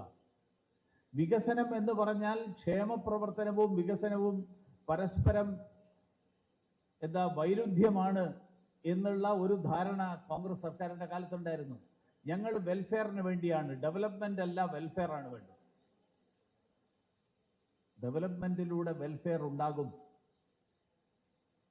ഡെവലപ്മെന്റ് എന്ന് പറഞ്ഞാൽ എന്താ? നമ്മുടെ ദേശീയപാതയുണ്ടായി. ദേശീയപാത ഉണ്ടാകുമ്പോൾ അവിടെ ജോലി ചെയ്യുന്ന ധാരാളം ആളുകൾക്ക് തൊഴിൽ ലഭിക്കുന്നു. മാത്രമല്ല, ദേശീയപാത ഉണ്ടായതിന്റെ ഫലമായിട്ട് നാട്ടിലെ സമ്പദ് വ്യവസ്ഥയ്ക്ക് ഉണ്ടാകുന്ന ഉണർവ്, ആ ഉണർവ് എത്ര ലക്ഷക്കണക്കിന് ആളുകൾക്ക് ക്ഷേമം ഉറപ്പുവരുത്തുന്നു. ഡെവലപ്മെന്റും വെൽഫെയറും they are not contradictory. Congress 2014 ഭരണത്തിൽ നിന്ന് പുറത്തായപ്പോൾ നടന്ന വലിയൊരു ചർച്ച, ഈ കൂട്ടത്തിൽ രാഷ്ട്രീയത്തെ 12 വർഷം പുറകിലേക്ക് ആലോചിക്കാൻ കഴിയുന്ന ആളുകളുണ്ടെങ്കിൽ അവർക്ക് ഓർമ്മയുണ്ടാവും. 2014 കോൺഗ്രസ് പുറത്താകാനുള്ള പ്രധാനപ്പെട്ട കാരണമായിട്ട് കോൺഗ്രസ് വിലയിരുത്തിയത്, കോൺഗ്രസിന്റെ പ്രവർത്തക സമിതി വിലയിരുത്തിയത്, മൻമോഹൻ സിംഗ് സർക്കാർ വന്നു, കോൺഗ്രസിന്റെ പരമ്പരാഗതമായിട്ടുള്ള വോട്ട് ബാങ്കുകൾ അത് നിലനിർത്താൻ ആവശ്യമായിട്ടുള്ള ക്ഷേമ സംവിധാനങ്ങൾ, ഭരണം, ക്ഷേമരാഷ്ട്രം എന്നുള്ള അടിസ്ഥാനത്തിൽ ഊന്നിയിട്ടുള്ള ഭരണത്തിന് പകരം മൻമോഹൻ സിംഗ് വികസനത്തിന് മുൻതൂക്കം കൊടുത്തു. ഫലം വികസനം ഉണ്ടായില്ല, ക്ഷേമം ഉണ്ടായില്ല. പ്രധാനമന്ത്രി നരേന്ദ്രമോദി ഇത് രണ്ടിനെയും സംയോജിപ്പിച്ചുകൊണ്ട് ഒരു വശത്ത് നമ്മുടെ നാട്ടിൽ ദേശീയപാതകൾ പണിയിക്കപ്പെടുന്നു. ദേശീയപാതകൾ പണിയിക്കുന്ന കാര്യത്തിൽ ഉണ്ടായിട്ടുള്ള മാറ്റം, നമ്മുടെ നാട്ടിൽ എല്ലാം നേരിട്ട് DBT, ഡയറക്റ്റ് ബെനിഫിറ്റ് ട്രാൻസ്ഫർ. ഞാൻ ഇന്നലെ രാജീവ്ജി പറഞ്ഞല്ലോ, 2400 കോടി രൂപയാണ് ഇന്നലെ ഒരു 2 മണിക്കൂർ നേരത്തെ പരിപാടിക്കിടയിൽ വികസിത് ഭാരത് റോസ്ഗാർ യോജന, ആ പരിപാടിക്കിടയിൽ വിതരണം ചെയ്യപ്പെട്ടത് 2400 കോടി. ഒരു ബട്ടൺ അമർത്തുന്നതിലൂടെ 2400 കോടി. എൻ്റെ തൊട്ടടുത്തിരുന്ന ഇവിടുത്തെ പ്രൊവിഡന്റ് ഫണ്ട് കമ്മീഷണർ, അദ്ദേഹം എനിക്ക് അദ്ദേഹത്തിന്റെ മൊബൈലിലെ ഗ്രൂപ്പിൽ വരുന്ന മെസ്സേജസ് എന്ന് പറഞ്ഞാൽ ഞങ്ങൾക്ക് ഇത്ര രൂപ കിട്ടി, ഞങ്ങൾക്ക് ഇത്ര കിട്ടി, ഞങ്ങൾക്ക് ഇത്ര കിട്ടി എന്ന് എംപ്ലോയേഴ്സും എംപ്ലോയീസും. കാരണം വികസിത് ഭാരത് റോസ്ഗാർ യോജന ഇതുവരെ രാജ്യം പരീക്ഷിച്ചിട്ടില്ലാത്ത തരത്തിലുള്ള ഒരു തൊഴിൽ സൃഷ്ടിക്കാൻ വേണ്ടിയിട്ടുള്ള പദ്ധതി. എന്താ തൊഴിൽ സൃഷ്ടിക്കാനുള്ള പദ്ധതി? നിങ്ങൾ ഒരാൾക്ക് ജോലി കൊടുത്തു കഴിഞ്ഞാൽ നിങ്ങൾക്ക് അയാൾക്ക് കൊടുക്കുന്ന ശമ്പളത്തിന്റെ ഒരംശം നിങ്ങൾക്ക് സർക്കാർ തരും. സർക്കാർ 2 വർഷക്കാലം ഒരു എംപ്ലോയർക്ക് ഓരോ എംപ്ലോയിക്കും വേണ്ടിയിട്ട് 3000 രൂപ സർക്കാർ തരും. 24 മാസക്കാലം. അതിനർത്ഥം എന്താ? ഞാനൊരു സംരംഭം തുടങ്ങുമ്പോൾ ഞാൻ ഒരാളെ ജോലിക്ക് വെക്കുന്നു, അയാൾക്ക് 10000 രൂപ ശമ്പളം കൊടുക്കണം എന്നിരിക്കട്ടെ, എൻ്റെ കയ്യിൽ നിന്ന് 7000 ചെലവാക്കിയാൽ മതി, 3000 സർക്കാർ എനിക്ക് തരും. കാരണം എനിക്ക് തുടക്കത്തിലുണ്ടാകുന്ന എൻ്റെ ബിസിനസ് വളരുന്നതിനുള്ള പരിമിതികൾ, ആ പരിമിതികൾ മറികടക്കാൻ എനിക്ക് ബിസിനസ് അത്രയും ഡെവലപ്ഡ് ആയിട്ടില്ല, എനിക്ക് ബ്രേക്ക് ഈവൻ ആയിട്ടില്ല, എൻ്റെ ബിസിനസ്സിൽ ഷോർട്ടേജ് ഉണ്ടാവും. പക്ഷേ സർക്കാർ നിങ്ങളോടൊപ്പം ഉണ്ട്. നിങ്ങൾ എടുക്കുന്ന ഓരോ തൊഴിലാളിയുടെയും ശമ്പളത്തിൽ ആ വേതനത്തിന്റെ ഒരംശം സർക്കാർ നൽകുന്നു. മാത്രമല്ല, തൊഴിൽ ലഭിക്കുന്ന ആളുകൾക്ക് ഒരു വർഷം 2 ഗഡുക്കളായിട്ട് 15000 രൂപ നൽകുന്നു. എന്ന് പറഞ്ഞാൽ അയാൾക്ക് 10000 രൂപയാണ് ശമ്പളം ഈ തൊഴിൽ ദാതാവിൽ നിന്ന് ലഭിക്കുന്നതെങ്കിൽ 1250 രൂപ പ്രതിമാസം സർക്കാരിന്റെ ഭാഗത്ത് നിന്ന് കിട്ടും. അപ്പോ ഒരർത്ഥത്തിൽ ഇവരെല്ലാവരും എംപ്ലോയീസ് പ്രൊവിഡന്റ് ഫണ്ട് ജോലി ചെയ്യാൻ കൊടുക്കുന്നു എന്ന് പറഞ്ഞിട്ട് വെറുതെ കടലാസിൽ എഴുതി കൊടുക്കലല്ല. ഇവർക്ക് എല്ലാവർക്കും EPF അക്കൗണ്ട് ഉണ്ടാവണം. എന്ന് പറഞ്ഞാൽ അവരൊക്കെ രജിസ്റ്റേർഡ് ജീവനക്കാരാണ്, ഇന്ത്യയുടെ ലേബർ ഫോഴ്സിന്റെ ഭാഗമാവുകയാണ് അത്. അപ്പോ പ്രധാനമന്ത്രി നരേന്ദ്രമോദി നടപ്പിലാക്കിയ സംവിധാനം എല്ലാറ്റിനെയും ഡിജിറ്റൈസ് ചെയ്യുക, എല്ലാറ്റിനെയും ട്രാൻസ്പെറൻസി കൊണ്ടുവരിക, അഴിമതി എന്നുള്ളത് സമ്പൂർണ്ണമായിട്ട് തുടച്ചു നിൽക്കുക. എങ്ങനെയാ തുടച്ചു നിൽക്കുന്നത്? അഴിമതിക്കുള്ള സാഹചര്യങ്ങൾ ഇല്ലാതാക്കുക. അതുകൊണ്ടാണ് നമ്മൾ കണ്ടത്, ഇപ്പോൾ ഇരിക്കുന്ന ആൾക്കാരിൽ കുറെ പേർക്ക് ഓർമ്മയുണ്ടാവില്ല, പണ്ട് ഇരിക്കുന്ന എൻ്റെ പ്രായത്തിലോ അല്ലെങ്കിൽ ഒരു 15 വർഷം പുറകോട്ട് പോകുമ്പോഴും ജോലി അന്വേഷിച്ചിരുന്ന ആളുകൾക്കറിയാം, അന്ന് എല്ലാറ്റിനും സർട്ടിഫൈ ചെയ്യാൻ വേണ്ടി ഗസറ്റഡ് ഓഫീസർമാരെ കാണാൻ പോകണമായിരുന്നു നമുക്ക്. ഗസറ്റഡ് ഓഫീസർമാർ ജോലിക്ക് വേണ്ടി മാത്രമല്ല, എനിക്ക് ഓർമ്മയുണ്ട്, ഞാൻ SSLC കഴിഞ്ഞിട്ട് പ്രീ ഡിഗ്രിക്ക് ആപ്ലിക്കേഷൻ ഫോം ഫില്ല് ചെയ്യുമ്പോൾ എനിക്ക് കിട്ടിയ മാർക്ക് ഇത്രയാണ് എന്നുള്ളത് സർട്ടിഫൈ ചെയ്യാൻ ഗസറ്റഡ് ഓഫീസറുടെ ഒപ്പ് വേണം. ഞാൻ ചോദിക്കട്ടെ, ഇത് കഴിഞ്ഞിട്ട് ഞാൻ ആ മാർക്ക് ലിസ്റ്റും കൊണ്ടല്ലേ അവസാനം കോളേജിൽ ചേരാൻ പോകുന്നു? ആ മാർക്ക് ലിസ്റ്റിൽ ഞാൻ കള്ളമാണ് എഴുതിയതെങ്കിൽ അവിടെ ചെല്ലുമ്പോൾ എനിക്കത് കിട്ടില്ലല്ലോ. പിന്നെ എന്തിനാ നേരത്തെ തന്നെ സർട്ടിഫൈ ചെയ്യുന്നു? കാരണം അങ്ങനെ സർട്ടിഫൈ ചെയ്യുന്നതിലൂടെ ഗസറ്റഡ് ഓഫീസർമാർ എത്ര പേര് കാശ് വാങ്ങിയെന്ന് എനിക്കറിയില്ല, പക്ഷേ ചിലരെങ്കിലും ആ ഓഫീസുമായിട്ട് ബന്ധപ്പെട്ട് നിൽക്കുന്ന ചിലരെങ്കിലും ചില്ലറ വാങ്ങിയിട്ടുണ്ടാവും. ആ ചില്ലറ വാങ്ങാനുള്ള അവസരം അന്നുണ്ടായിരുന്നു. ഇന്ന് സർട്ടിഫൈ ചെയ്യേ വേണ്ട, ഇന്ന് നമുക്ക് നേരിട്ട് പോകാനുള്ള സംവിധാനം ഉണ്ടാക്കി. സിമ്പിൾ ആയിട്ടുള്ള കാര്യം, വളരെ ചെറിയ കാര്യം.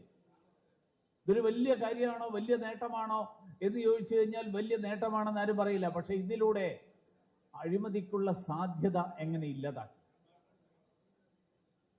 പല തൊഴിലുകളിലും ഇന്ന് വേറെ ഇന്റർവ്യൂ ടെസ്റ്റ് ഒന്നുമില്ല, മാർക്കിന്റെ അടിസ്ഥാനത്തിൽ നേരിട്ട് റാങ്ക് ലിസ്റ്റ്.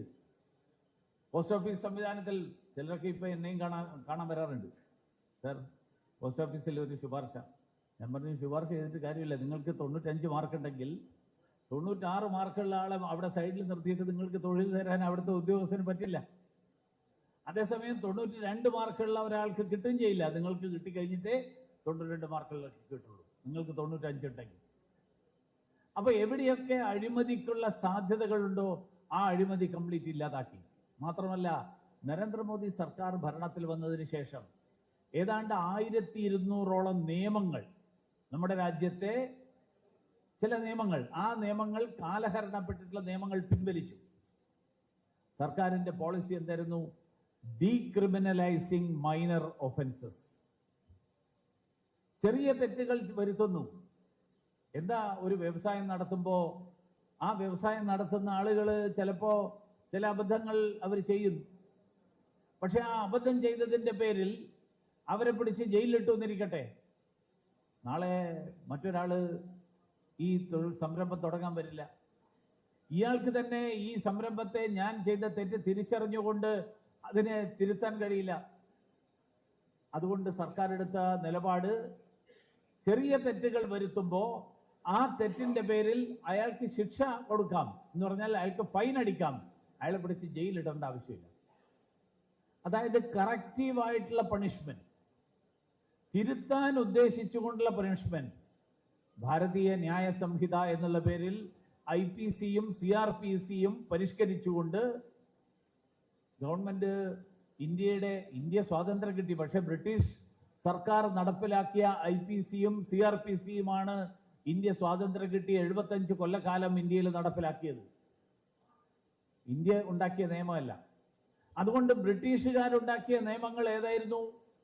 സംഘം ചേർന്ന് അധികാര സ്ഥാനങ്ങളിൽ ഇരിക്കുന്ന ആളുകളെ ആക്രമിക്കുക, കൃത്യനിർവഹണത്തെ തടസ്സപ്പെടുത്തുക. ഈ കൃത്യനിർവഹണത്തെ തടസ്സപ്പെടുത്തലൊക്കെ ആരാ ചെയ്തിരുന്നത്? സ്വാതന്ത്ര്യ സമരക്കാലത്ത് സ്വാതന്ത്ര്യത്തിന് വേണ്ടിയിട്ട് പോരാടിയ ആളുകൾ. ആ കാലത്ത് ബ്രിട്ടീഷ് സർക്കാരിന്റെ മുൻഗണനകൾ. ആ മുൻഗണനകളുടെ അടിസ്ഥാനത്തിലാണ് ഇന്ത്യയിലെ നിയമങ്ങൾ മുഴുവൻ സൃഷ്ടിക്കപ്പെട്ടത്. നമ്മൾ 302 വകുപ്പാണ് കൊലപാതകം, 144 വകുപ്പാണ് സംഘം ചേർന്ന് കഴിഞ്ഞാൽ ഉള്ള ശിക്ഷ. എന്താണ് ആദ്യം നമ്മുടെ മുന്നിൽ വരുന്നത് 144, പിന്നെ 302 ഉള്ളൂ. ഇന്ത്യയിൽ ഏറ്റവും അടിസ്ഥാനപരമായിട്ട് കാണേണ്ടിയിരുന്ന കാര്യങ്ങൾ ഇന്ത്യയുടെ സാഹചര്യം, ഇന്ത്യയിലെ ജനതയുടെ സാഹചര്യം, ഈ സാഹചര്യത്തെ തിരിച്ചറിഞ്ഞുകൊണ്ടുള്ള നിയമങ്ങൾ. ആ നിയമങ്ങൾ ഉണ്ടായത് ഭാരതീയ ന്യായ സംഹിത എന്നുള്ള പേരിൽ 2023 ആണ് സർക്കാർ കൊണ്ടുവരുന്നത്. ഈ രീതിയിൽ നമ്മുടെ സംവിധാനങ്ങളെ ചെറിയ മാറ്റങ്ങൾ, അതോടൊപ്പം ദൂരവ്യാപകമായിട്ടുള്ള പ്രത്യാഘാതങ്ങൾ ഉണ്ടാകുന്ന മാറ്റങ്ങൾ, അങ്ങനെയുള്ള മാറ്റങ്ങളിലൂടെയാണ് ഇന്ന് ഈ പറഞ്ഞ രാജ്യത്തുണ്ടാകുന്ന മാറ്റങ്ങൾക്ക് തുടക്കം കുറിക്കപ്പെട്ടത്. ആരോഗ്യ ഇൻഷുറൻസും ഗരീബ് കല്യാൺ യോജനയും അങ്ങനെയുള്ള നിരവധി കാര്യങ്ങൾ.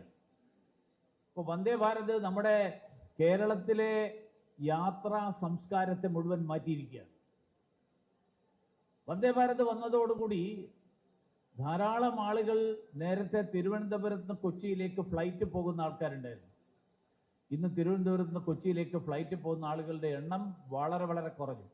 കാരണം 4 മണിക്ക് വൈകുന്നേരം വന്ദേ ഭാരതിൽ കയറിയാൽ 6:45 കൊച്ചിയിലെത്താം. രാവിലെ 5:15 കയറിയാൽ 8 മണിയാവുമ്പോഴേക്ക് കൊച്ചിയിലേക്ക് എത്താം. തൃശ്ശൂർ വരെയുള്ള ആളുകൾക്ക് രാവിലെ പോയിട്ട് രാത്രി തിരിച്ചു വരാം.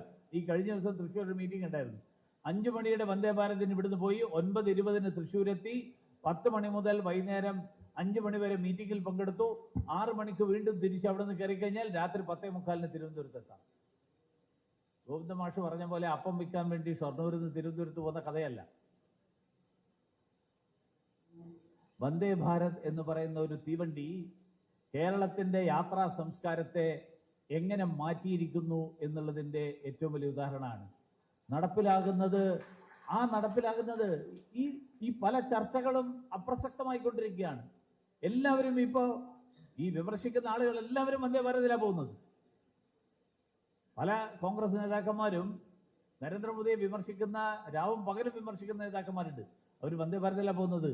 കഴിഞ്ഞ ദിവസം ഞാൻ കണ്ടു, പുതിയ മുഖ്യമന്ത്രി എറണാകുളത്ത് നിന്ന് തീവണ്ടിയിൽ കയറിയിട്ടാണ് വരുന്നത്, കാറിലല്ല. കാരണം കാറിൽ ഈ 2.25 മണിക്കൂർ കൊണ്ട് എത്തില്ല. കാറിലെത്തുന്നതിനേക്കാൾ വേഗത്തിൽ, വളരെ സൗകര്യത്തിൽ തിരുവനന്തപുരത്തെത്താം.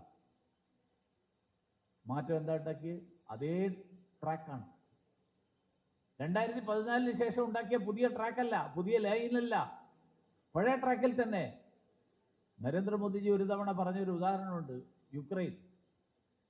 യുക്രൈൻ യുദ്ധത്തിൽ നമുക്കെല്ലാവർക്കും അറിയാം, യുക്രൈൻ്റെ ഒരറ്റത്ത് അങ്ങേയറ്റത്തേക്ക് വരെ 13 മണിക്കൂർ നേരം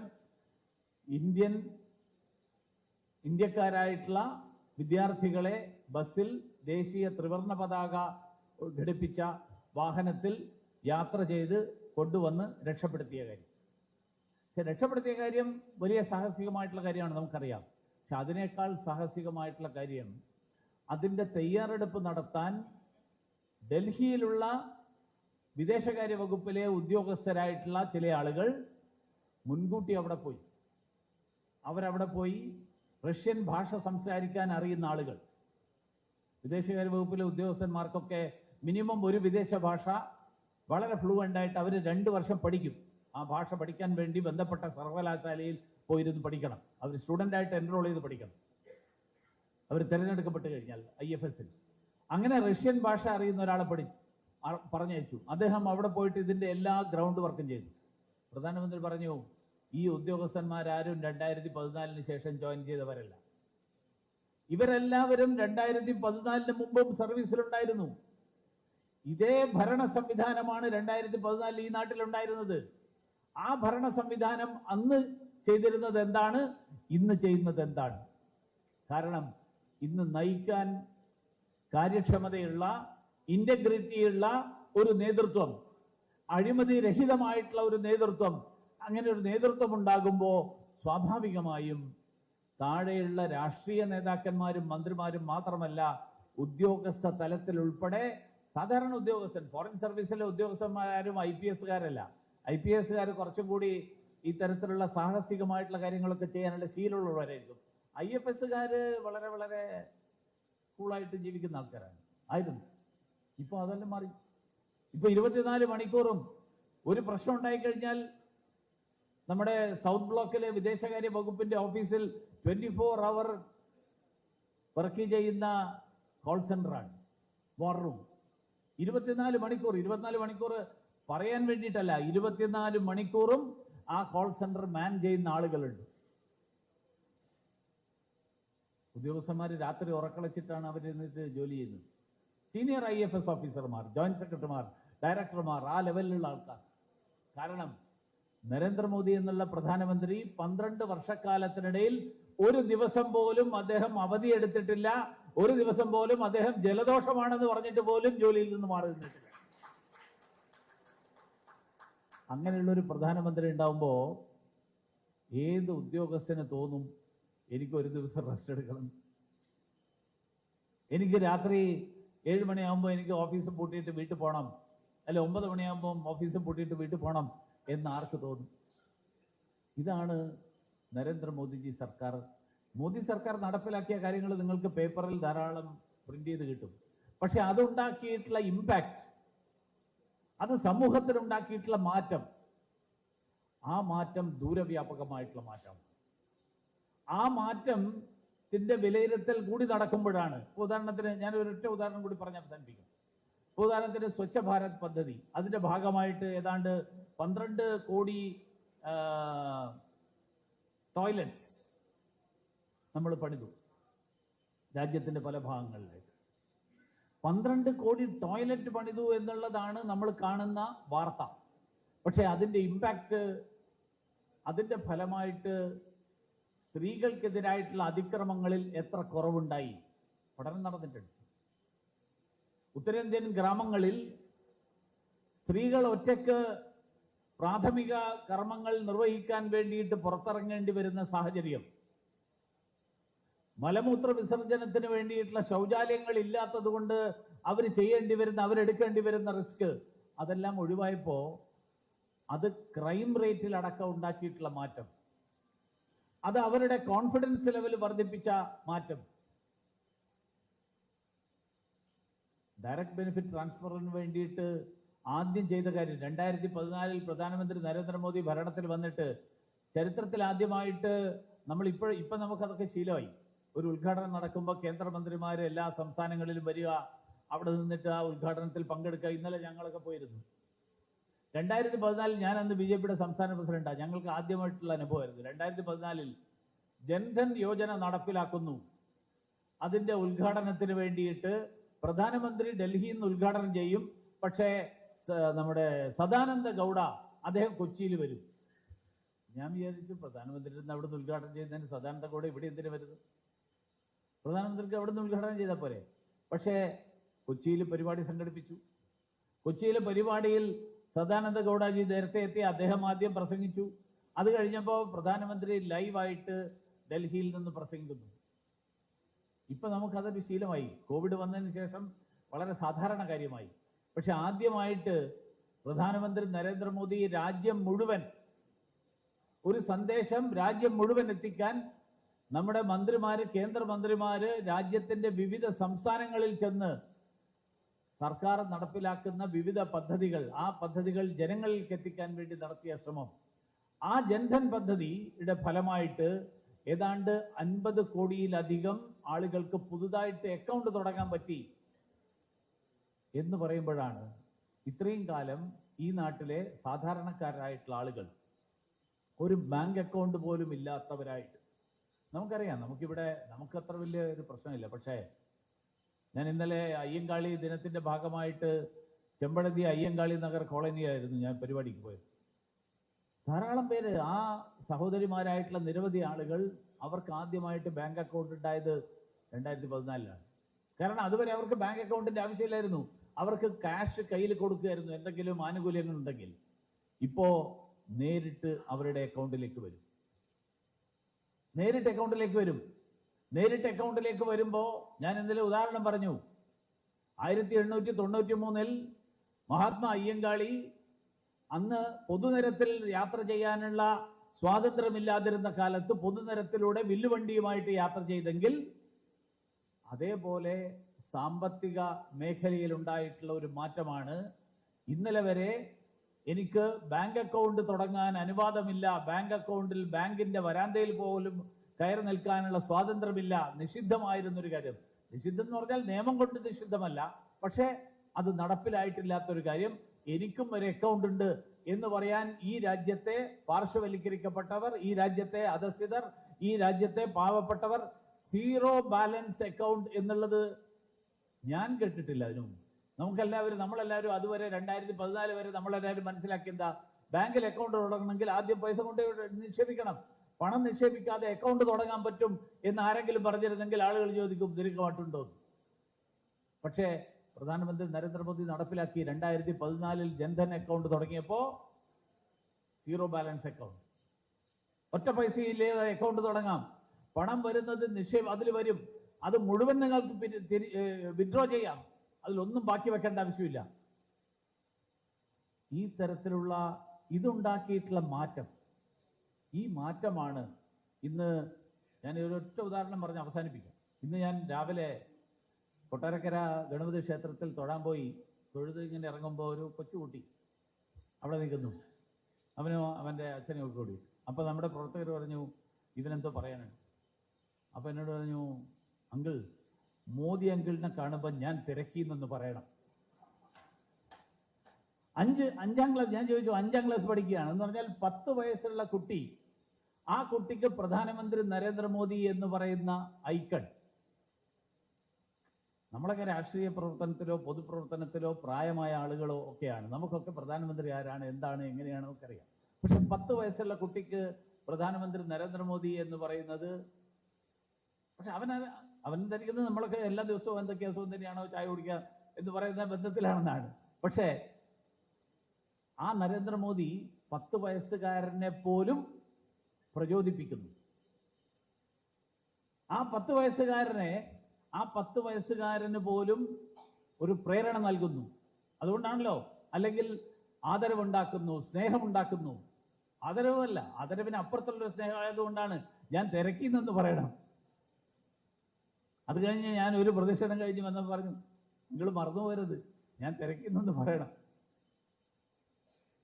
അപ്പോ ആബാലവൃദ്ധം ജനങ്ങളെ മുഴുവൻ, അവരുടെ മുഴുവൻ, ഏറ്റവും പ്രായമുള്ള ആൾക്കാരോ രാഷ്ട്രീയ രംഗത്തെക്കുറിച്ച് അറിയുന്നവരോ മാത്രമല്ല, കേവലം 10 വയസ്സുകാരായിട്ടുള്ള ആളുകളെ പോലും, അവർക്ക് ചിലർക്കൊക്കെ മോദി അപ്പൂപ്പനാണ്, ചിലർക്ക് മോദി അങ്കിളാണ്. അങ്ങനെയുള്ള ഒരു നമ്മുടെയൊക്കെ കുടുംബങ്ങളിലെ ഒരു കുടുംബനാഥനെ പോലെ ഉള്ള ഒരു സ്ഥാനം, അങ്ങനെ ഒരു സ്ഥാനം പ്രധാനമന്ത്രി നരേന്ദ്രമോദിജി ലഭിച്ചിട്ടുണ്ടെങ്കിൽ അതിൻ്റെ കാരണം നരേന്ദ്രമോദി ചെയ്തിട്ടുള്ള ഓരോ കാര്യവും ഈ നാട്ടിലെ സാധാരണക്കാരൻ്റെ ഹൃദയത്തെ സ്പർശിക്കുന്ന കാര്യങ്ങളാണ്. അവൻ്റെ ജീവിതത്തിൽ മാറ്റമുണ്ടാക്കിയിട്ടുള്ള കാര്യങ്ങളാണ്. അവൻ്റെ ജീവിതത്തിൽ അവന് ആത്മാഭിമാനം നൽകിയിട്ടുള്ള കാര്യങ്ങളാണ്. ഇതാണ് 12 വർഷം കൊണ്ട് നമ്മുടെ ഹൃദയത്തെ സ്പർശിച്ചിട്ടുള്ള ഒരു ഭരണാധികാരി. ഈ രാജ്യത്തെ 140 കോടി ജനങ്ങൾ, ഭൗതിക തലത്തിൽ ബാക്കിയുള്ള നേട്ടങ്ങൾ, പരിഷ്കാരങ്ങൾ അതൊക്കെ ഉണ്ട്. പക്ഷെ അതിനപ്പുറത്ത് ഈ രാജ്യത്തെ 140 കോടി ജനങ്ങളിൽ 10 വയസ്സുകാരൻ വരെയുള്ള ആളുകൾക്ക് പോലും ആദരവും സ്നേഹവും തോന്നുന്ന ഒരു വ്യക്തിത്വമായിട്ട് പ്രധാനമന്ത്രി നരേന്ദ്രമോദിജി കഴിഞ്ഞ 10 വർഷക്കാലം കൊണ്ട് മാറി എന്നുള്ളതാണ്. അതിനു മുൻപുള്ള 67 കൊല്ലക്കാലം രാജ്യം ഭരിച്ച പ്രധാനമന്ത്രിമാർ, നമ്മുടെ പ്രധാനമന്ത്രിമാർ പലരും പല പേരുകളും അതിനുശേഷം അവർക്കൊക്കെ ചാർത്തപ്പെട്ടിട്ടുണ്ട്. പക്ഷേ ഇതുപോലെ അവർ പ്രധാനമന്ത്രി ആയിരുന്ന കാലഘട്ടത്തിൽ ഈ തരത്തിലുള്ള ഒരു സ്നേഹവും വിശ്വാസവും ആർജിച്ചിട്ടുള്ള ഒരു പ്രധാനമന്ത്രി ഉണ്ടായിട്ടില്ല എന്നുള്ളത് ചരിത്രം വിലയിരുത്തും. തീർച്ചയായിട്ടും ഈ സർക്കാർ നടത്തുന്ന പ്രവർത്തനങ്ങൾ, ആ പ്രവർത്തനങ്ങൾ തുടർന്ന് മുന്നോട്ട് കൊണ്ടുപോകാൻ, അതിനു വേണ്ടിയിട്ട് അദ്ദേഹം നടത്തുന്ന പ്രവർത്തനങ്ങൾ പ്രാവർത്തികമാക്കാൻ വേണ്ടിയിട്ടുള്ള ഒരു ഉത്തരവാദിത്വം, ആ ഉത്തരവാദിത്വമാണ് നമുക്ക് ഓരോരുത്തർക്കും ഉള്ളത് എന്ന് ഓർമ്മിപ്പിച്ചുകൊണ്ട് ഞാൻ എൻ്റെ വാക്കുകൾ അവസാനിപ്പിക്കുന്നു. എല്ലാവർക്കും നന്ദി. ഒരു സന്തോഷ വാർത്തയുണ്ട്. കേരള ബാർ കൗൺസിൽ നടന്ന തിരഞ്ഞെടുപ്പിൽ BJPയുടെ ലീഗൽ സെല്ലിൻ്റെ സ്ഥാനാർത്ഥിയായി മത്സരിച്ച ശ്രീമതി ഗീതാകുമാരി VP ഇവിടെ എത്തിയിട്ടുണ്ട്. അഡ്വക്കേറ്റ് ഗീതാകുമാരി VPയെ അനുമോദിക്കുന്നതിലേക്ക് വേണ്ടി ബഹുമാനപ്പെട്ട സംസ്ഥാന അധ്യക്ഷൻ ശ്രീ രാജീവ് ചന്ദ്രശേഖർ MLA അവരെ സാദരം ക്ഷണിച്ചുകൊള്ളും. അടുത്തതായി നരേന്ദ്രമോദി സർക്കാരിൻ്റെ 12ാം വാർഷികത്തോടനുബന്ധിച്ച് നരേന്ദ്ര വിസ്മയം തുടരും എന്ന ഗാനം നമ്മളിവിടെ കണ്ടു. അതിൻ്റെ CD-യുടെ ഒരു ഉച്ചയായ ബഹുമാനപ്പെട്ട സംസ്ഥാന പ്രസിഡന്റ് ഇവിടെ പ്രകാശനം ചെയ്യുന്നു. അടുത്തതായി ഈ 12 വർഷത്തെ ഭരണ നേട്ടങ്ങളെ ആകർഷകതയായി ഒരു യുവത്വം ഇന്ന് പാർട്ടി അംഗത്വം എടുക്കാൻ മുന്നോട്ട് വന്നിരിക്കുകയാണ്. MBA ലോജിസ്റ്റിക്സ് ആൻഡ് മാർക്കറ്റിംഗ് പൂർത്തീകരിച്ച് നിലവിൽ മാൽദീവിയൻ കാർഗോയിൽ കാർഗോ ഓഫീസറായി ജോലി ചെയ്യുന്ന B. ഗായത്രി ലക്ഷ്മി എന്ന യുവ തലമുറയാണ് പാർട്ടി അംഗത്വം എടുക്കാൻ സ്വമേധയാ മുന്നോട്ട് വന്നിട്ടുള്ളത്.